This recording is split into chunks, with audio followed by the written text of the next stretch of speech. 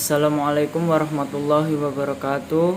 Baik, saya Muhammad Zidan Hairul Ula dari kelas HKI 5B NIM 1261022010181.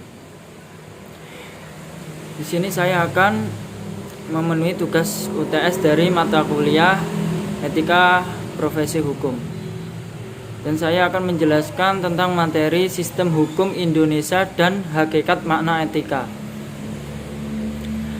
Sistem hukum Indonesia merupakan tata aturan dan peraturan yang dibuat untuk menegakkan keadilan dan kesejahteraan hidup bernegara dan menganut sistem Eropa kontinental atau civil law, dan mengkolaborasikan tiga sistem, yaitu pertama sistem hukum kontinental, yang kedua sistem hukum agama, yang ketiga sistem hukum adat.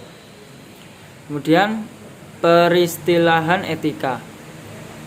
Makna etika berasal dari bahasa Yunani, yaitu ethos, yang berarti adat istiadat atau kebiasaan, perasaan batin, kecenderungan hati untuk melakukan perbuatan atau mengajarkan tentang keluhuran budi baik buruk. Istilah etika dalam KBBI yaitu ilmu tentang apa yang baik dan apa yang buruk, tentang hak dan kewajiban moral. Yang kedua, kumpulan asas atau nilai yang berkenaan dengan akhlak. Yang ketiga, nilai mengenai benar dan salah yang dianut oleh suatu golongan atau masyarakat. Etika adalah keadaan tentang penerimaan atas suatu komunitas terhadap tingkah laku individu atau kesesuaian antara tingkah laku individu tersebut dengan komunitas yang ada. Contoh, sholat Jumat tidak mewajibkan memakai sarung atau kopiah, namun baik dan benarnya dalam suatu daerah itu adalah memakai kopiah dan sarung. Berbeda di daerah yang lain, mana ada yang tidak menentukan baik dan benarnya Jumatan memakai sarung dan kopiah tersebut. Jadi kita dinilai beretika ketika bisa menyesuaikan diri di mana kita berada.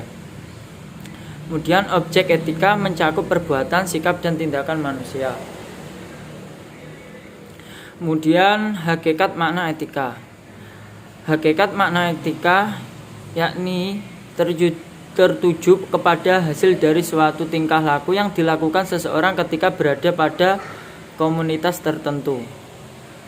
Seorang individu tidak bisa mengatakan dan menilai bahwa yang dilakukan itu baik dan benar, karena hakikatnya etika itu merupakan penilaian orang lain terhadap individu. Contoh, menjaga harkat dan martabat manusia dalam relasinya dengan sesama manusia lain. Kemudian menetapkan berbagai sikap dan perilaku yang ideal dan seharusnya dimiliki oleh manusia, atau apa yang seharusnya dijalankan oleh manusia, dan tindakan apa yang bernilai dalam hidup. Melindungi kehidupan manusia dan sekitarnya, terampil dan penilaian normatif tabiat tingkah laku manusia. Kemudian persamaan dan perbedaan etika dan etiket. Etika adalah tindak atau perbuatan yang dilakukan manusia tentang baik atau buruknya dalam satu komunitas. Sedangkan etikat adalah dasar kesopanan santunan dalam bertingkah laku sesuai kebiasaan kelompok masyarakat masing-masing.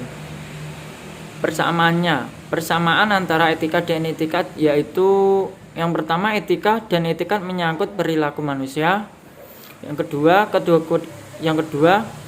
keduanya itu mengatur perilaku manusia secara normatif, artinya memberi norma bagi perilaku manusia. Dengan demikian menyatakan apa yang harus dilakukan dan apa yang tidak boleh dilakukan. Kemudian perbedaannya, menurut objek kaitannya dengan pelaksanaan dan penilaian terhadap tindakan, lebih tepatnya untuk mempelajari nilai tingkah laku. Objektifikasi dan dari etika mempertemukan makna etika. Kemudian pemberlakuan. Etika berlaku pada diri seseorang dengan otomatis berkaitan dengan komunitas. Sedangkan etikat berlaku ketika terdapat dalam suatu kelompok masyarakat. Sifat bersifat absolut atau tidak bisa ditawar. Sedangkan etikat bersifat relatif, bisa dianggap sopan atau tidak tergantung budayanya. Keberadaan terhadap sisi rohaniah seseorang, kemudian terhadap sisi individu seorang dalam kelompok. Materi selanjutnya berjudul keperluan etika dinormatifkan. Yang pertama, sebagai tempat untuk mendapatkan pandangan atau perspektif kritis yang berhadapan langsung dengan berbagai suatu moral yang membingungkan. Kedua, guna memperlihatkan suatu keterampilan berpikir jernih, yaitu suatu kebolehan untuk berargumentasi secara kritis dan rasional.